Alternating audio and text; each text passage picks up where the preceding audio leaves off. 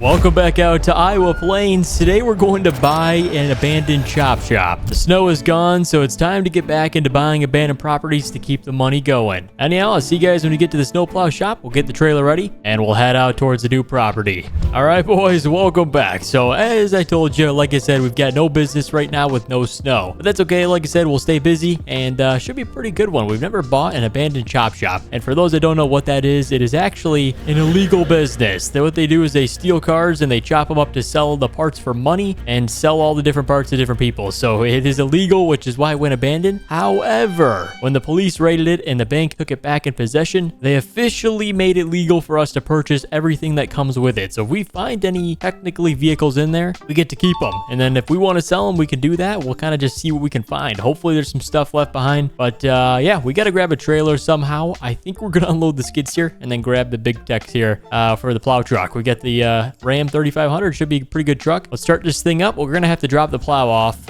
really quick. I don't want to bring this with me because we are driving about 15 minutes outside of town. So a little bit of a drive today, but that's all right. I like a good drive. Getting out of town here because we've been stuck in here for a couple of weeks. We haven't really left this place. So plow is dropped. Let's grab the trailer. We'll get the skid steer off and then we can officially move on to our new chop shop. All right, skid steer. Here we go. We could bring this thing along with us to help, but I don't have any forks for it. We just have a plow mount for this thing. So I got one strap on it. There we go. Let's back it off the trailer. All right, looks good. Let's go ahead and set the plow down so I can get out of this thing.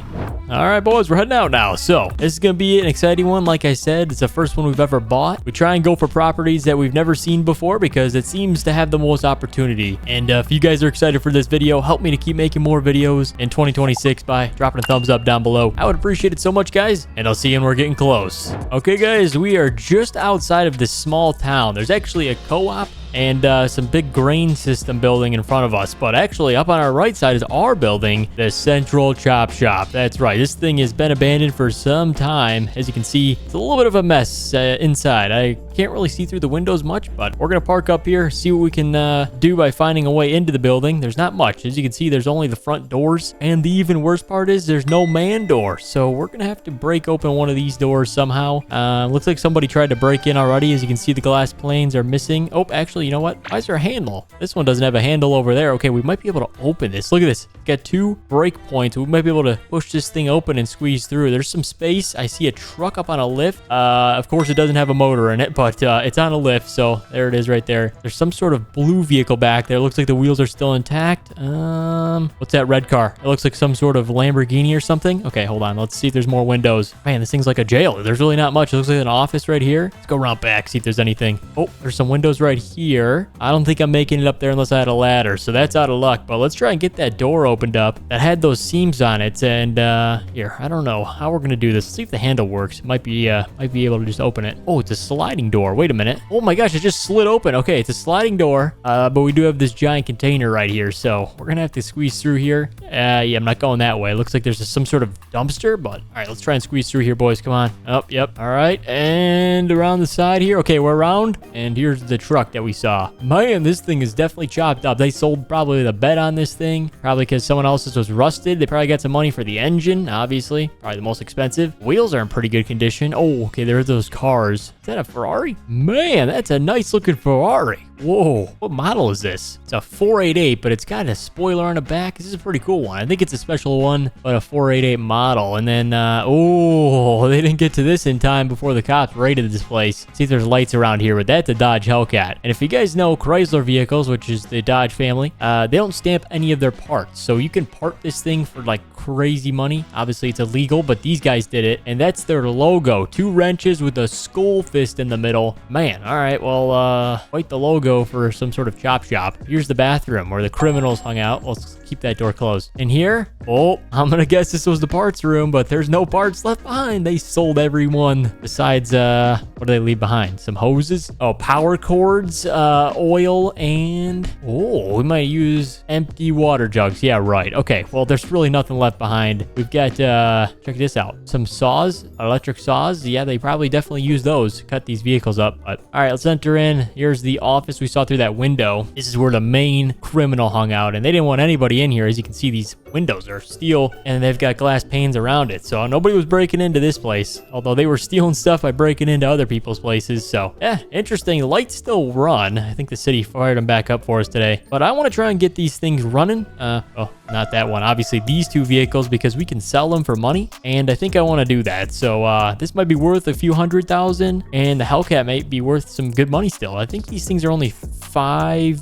maybe 4 years old. This one's got some modifications on it. I can see why they were stealing it. Look at that engine hood. I mean, this is all custom. Front lip and carbon fiber parts. I mean, they were just about to put this thing on the lift probably, but hey, cops caught them in time. So what we're gonna do is there is a button somewhere around here to open the garage doors. There it is, green button. All right. Oh yes, that all rolls up, and then here's the other door. And what we're gonna do is we're gonna go grab a wheel loader, and we're gonna move these containers out of the way, because that's how I'm gonna get the cars out. Honestly, if we can get this one out of the way, probably be the best one that we can get everything else out of the shop. So let me go grab a wheel loader and we'll get to work.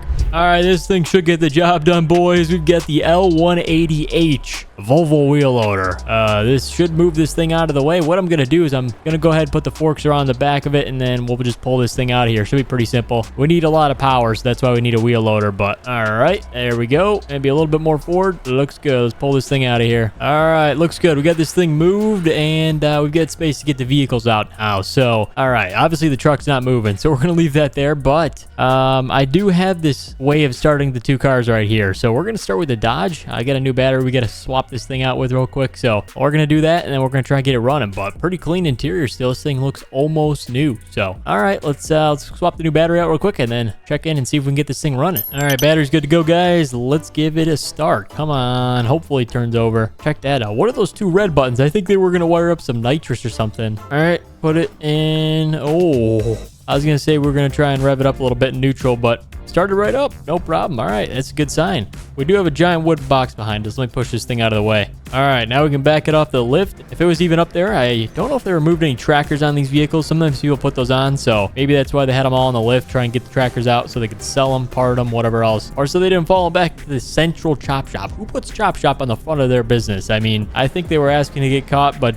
you know, I guess maybe they were fronting it as a part of the legal chop shop, like they're gonna fix your vehicle and chop off old parts. I have no idea, but yeah, if you guys want to see some backstory, we're gonna take a little test run in the Dodge Hellcat here. I'm gonna show you who the previous owners, who are thought to believe the previous owners of this chop shop are. If you guys ever heard of the restaurant called the Central Cafe, well, these are the previous owners of that chop shop, and they realized they had to go into a more legitimate business to keep their money going. So now they sell classic American food at a cafe. So pretty interesting turn of careers there, but I guess it didn't work out here. So we still bought their business, and we're gonna head them back and try to get that Ferrari running. That's next up on the list. So oh my gosh, we almost just crashed. Let's head them back, see if we can get that Ferrari going, and then I think we're gonna sell them and see how much money we can make. All right, boys, we're moving in the Dodge Hellcat. Oh my gosh, we're pulling back in. All right, I think we're gonna put the Ferrari on the trailer, and then we'll have someone drive the Dodge Hellcat to the sell point. So here it is. We're gonna back it under there. Should clear that. We can get it running first. The battery's a little tricky to get to in the front here, so let's see if we can get it going.